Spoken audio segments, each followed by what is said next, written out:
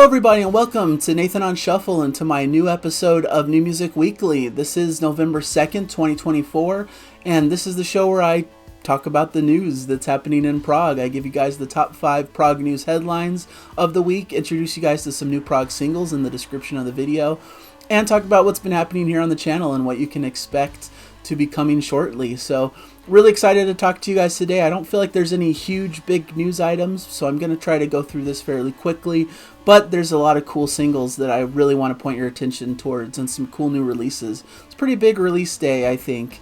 So I want to point out some great things that you guys can check out. First of all, some of the new albums that are coming out this weekend. We've got Beardfish and their album Songs for Beating Hearts, which I did a review for this week. Please check that out if you want to know more. A glorious return of one of the best prog bands of the modern era. VOLA has their new album Friend of a Phantom, which I'm going to put a single for in the singles list this week. Wonderful, I don't even know what you'd call it, techno, progressive metal type music, you know, very pop infused but heavy and just really great music to behold and listen to. Randy McStine had his solo record Impossible Door come out, which I've heard some buzz for, maybe a bit more in a poppier direction, but still has his touchstones. He's a wonderful artist. He's toured with Porcupine Tree recently, has been guesting on a lot of different prog albums, and just has some really great solo work that I think's underrated. So go check that out. I have Herin, Hiding in Plain Sight. This is the member from Tiles who has his own solo album coming out. I believe he's the guitarist of Tiles. It has just a host of really interesting different guest stars on it. And I've heard it's really solid and great quality, so I need to hear this one, but wanted to point attention to it. Rosalie Cunningham has an album, To Shoot Another Day. She's from the band Person, doing her own solo material now, more in a psych vein, you know, psych early prog vein, maybe think late 60s, early 70s, some kind of Beatlesy kind of sounds to it. And Isbjorg with their album Falter Endure, which is a bit more of a modern prog sound that I've been looking forward to. They've dropped some really incredible singles that I think are worthy of attention, so it's definitely one I'm going to be listening intently to and excited to tell you about. So first prog news item, King Crimson affiliated act Beat announced that they're going to be doing a global live stream. This is the King Crimson inspired act featuring Adrian Belew and Tony Levin, as well as Steve Vai and Danny Carey. So an all-star lineup of just some of the best musicians in the world. On their November 10th show in Los Angeles, they're going to provide a global live stream version that you can check out. It's apparently $24.99 from Veeps is the name of the site that's hosting it, I suppose. So that's going to be broadcast, like I said, November 10th at 8 p.m. Pacific, which is also 3 a.m. UK time. And it should be cool. They've been playing classic, like, 80s King Crimson stuff, and everyone who's seen the show that I've heard from says it's amazing. So if you weren't able to attend their shows, they're just not playing in your area or for whatever reason, this is a good way to be able to check them out in a live stream form. So definitely well worth your time. Rush announced the album's 1989 to 1996 vinyl box set.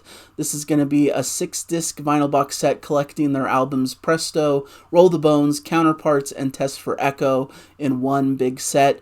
Maybe not the premier albums to many prog fans, but you know, there's no poor albums in the Rush discography. I think these are great albums and fun to pick up on a cool vinyl format.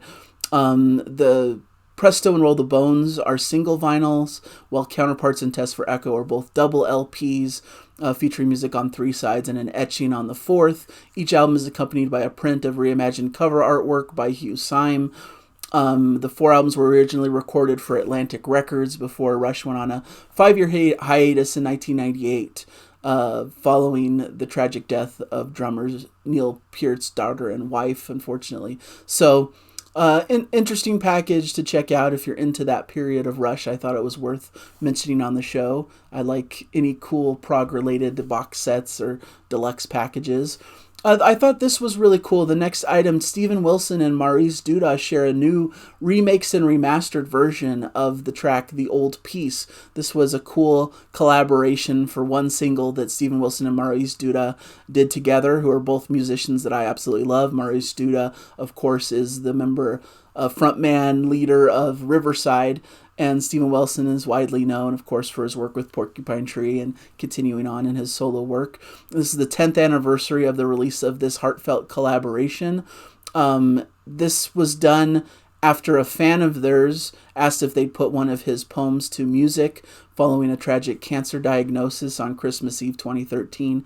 And so these two musicians agreed to it, and Wilson arranged and produced the song. And now they've released a remixed and remastered version. It's just a fantastic track featuring two of the best musicians. And it's well worth listening to if you haven't heard it before. Or even if you have heard it before, to hear kind of this remixed, remastered version. It's really beautifully realized. I really like it a lot. So next we have King Gizzard and the Lizard Wizard dropping a new track, and they're announcing that they're touring with an orchestra apparently on at least some of their dates on their upcoming tour. It looks like when they recorded their album Flight B741, which recently came out, they actually recorded 20 songs rather than just the 10 that are on that album, and those are going to be the tracks on their upcoming album, and they decided to add an orchestra to it as well. So this first track that they released, Phantom Island, which will be on my Prog singles list, is a cool jazzy sound to it. It has those big orchestral moments, almost sounds like a James Bond theme at times, some atmospheric strings and twinkling piano keys. It sounds in line with some of their stuff from Flight B741, but with a bit more of this beefier orchestral sound added on top of it. And it's a really cool track, and so it's interesting to see what they'll do with a full orchestra on board. It seems like their tour will kick off July 28th in Philadelphia, continuing on through to New Haven, Forest Hills, Columbia, before wrapping up on August 17th in Buena Vista. So should be really cool to see what they do with an orchestra. I thought that was an interesting thing. Of course, many rock bands have played with orchestras before, but this could be a new avenue for King Giz, who continues to reinvent themselves and try out new things. Alex Lifeson's Envy of None returned with a new track called Not Dead Yet. This is a modern alt-prog quartet. Alex Lifeson, of course, legendary from Rush, is a part of this group, but doesn't really sound Rush-inspired very much. It's kind of interesting that Alex Lifeson chose this to be his main, future project. But it's fantastic kind of modern sounding music with female vocals. The vocalist is Maya Wayne. Fantastic sound to it. A really fun, interesting video to this track as well, kind of Halloween inspired, celebrating the Day of the Dead, perhaps. So really interesting.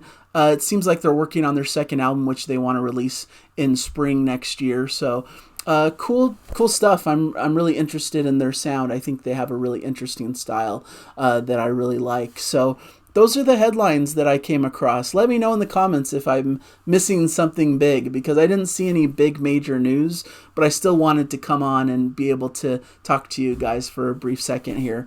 As for the Prog singles list, of course we have that Steven Wilson and Mariusz Duda track, The Old Piece.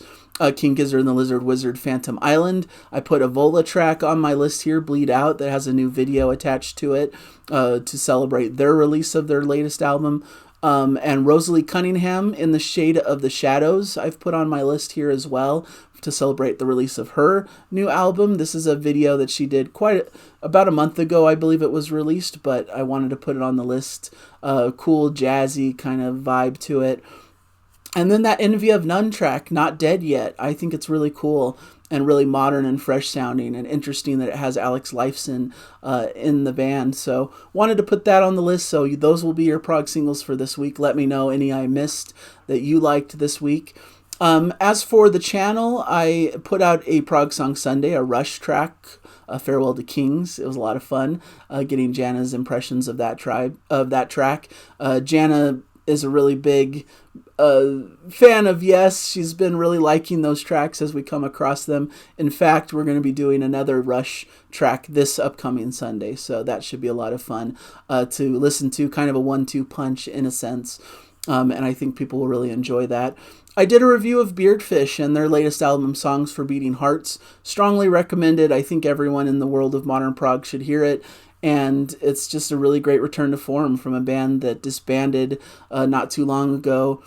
Great to have them back, and hopefully it leads to future music from them. This upcoming week is going to be Neil Morse week. I have big plans to do a review of the upcoming Neil Morse and the Resonance album, No Hill for a Climber. I've already recorded it, and it's a lengthy one. Hopefully you guys will stick around with me on it. I just have so much to say and so much to gush about. I just love Neil and his music.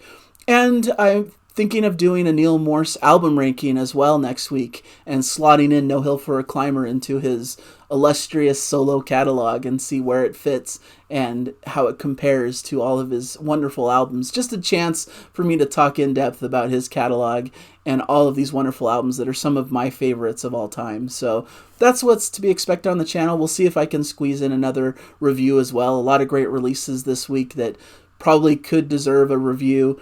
I just need more listening time to really hone in and be able to have something intelligent to say about these albums.